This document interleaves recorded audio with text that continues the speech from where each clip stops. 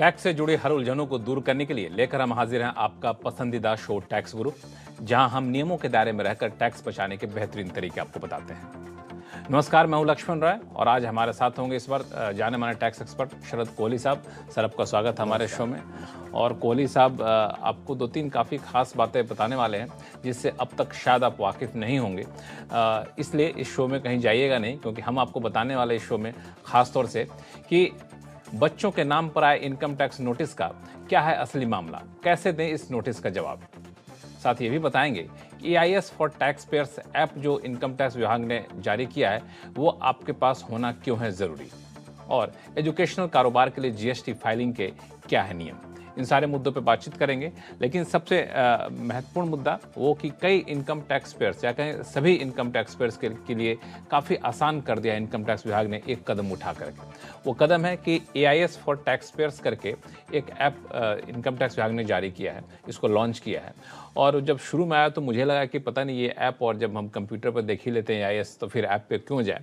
लेकिन कोहली साहब से मेरी बातचीत हो रही थी तो कोहली साहब ने बताया कि नहीं, ये बड़े काम का चीज़ है और इसको आप मोबाइल पर रखेंगे तो बहुत अच्छा रहेगा। कोहली साहब ने अपने मोबाइल पर रख भी लिया है और मैं भी अपने मोबाइल पर डाउनलोड करने जा रहा हूँ। कोहली साहब, क्या अंतर दिखा आपको? बहुत फ़र्क है लक्ष्मण, क्योंकि AIS आईना इसे समझिए, मैंने इसका नया, इसलिए आईना को अपने फ़ोन पे रख लिया। बिल्कुल बिल्कुल आईना, क्योंकि आपके सारे लेखा जोखा आपका उस पर रहता है। और हम सब जानते हैं AIS क्या क्या ट्रैप करता है, आपकी शेयर मार्केट की investments, interest, dividends, foreign remittances, पूरा आपका इनकम और एसेट प्रोफाइल एक तरह से AIS पर रहता है। और अब इसका प्रचलन बढ़ता जा रहा है, इसकी रेलेवेंस भी बढ़ती जा रही है, इसका महत्व भी बढ़ता जा रहा है। तो आयकर विभाग ने सोचा कि क्यों ना इसको एक प्रेस ऑफ द बटन पे ले आए। तो इसकी ऐप बनाई गई, जैसा कि आपने कहा, AIS फॉर टैक्स पेयर्स। आप डाउनलोड करिए, सारे एंड्रॉयड और iOS प्लेटफॉर्म्स पे अवेलेबल है। और तो इसमें डाउनलोड करने के बाद हमें लॉगिन करने के लिए क्या मेरा पैन चाहिए होगा? जी बिल्कुल, पैन चाहिए होगा। और उसके बाद एक OTP आएगा, और उसमें वो OTP दो जगह आएगा, आपके मोबाइल पर भी आएगा और आपके ईमेल पर भी आएगा, दोनों जगह अलग अलग आएगा। उसको करिए और आपका ऐप चालू हो जाएगा। तो जिस मोबाइल पे हमने डाउनलोड किया है उसी जो नंबर इनकम टैक्स विभाग के पास है उसी नंबर पर डाउनलोड करना जरूरी है? जी जी, उसी नंबर से आप करेंगे, क्योंकि आपका लिंक नंबर वही है। और आप जैसे ही डाउनलोड करेंगे, OTP आएगा, OTP आप डालिए और आपका AIS एक्टिव हो जाएगा। अब सवाल ये है कि हाँ, वही मुझे जानना चाहिए, ये जो ऐप डाउनलोड कर लिया हमने, ये किस तरीके से टैक्स पेयर्स के लिए मददगार होगा, मतलब इन्फॉर्मेशन के लिहाज से? देखिए, ऐप का रेलेवेंस हम समझे तो अभी तक जैसा आप कह रहे थे कि आप कंप्यूटर पे अपने सिस्टम में जाके लॉगिन करके आप AIS को देखते थे, पर अगर आपके प्रेस ऑफ द बटन पे वो आ जाएगा तो आप किसी भी समय अपने प्रोफाइल को देख सकते हैं। और हम सब जानते हैं AIS समय समय पर अपडेट होता रहता है, क्वार्टरली खास कर अपडेट होता रहता है। तो आप उसको कभी भी अपने प्रोफाइल को देख सकते हैं। और AIS का लक्ष्मण, जितना डिपार्टमेंट को फायदा है कि टैक्स इवेजन को चेक करने में काम आता है, उससे ज़्यादा मैं समझता हूँ टैक्स पेयर को फायदा है, क्योंकि हम लोग जब साल में ट्रांजैक्शंस करते हैं तो बहुत सारी चीज़ भूल जाते हैं।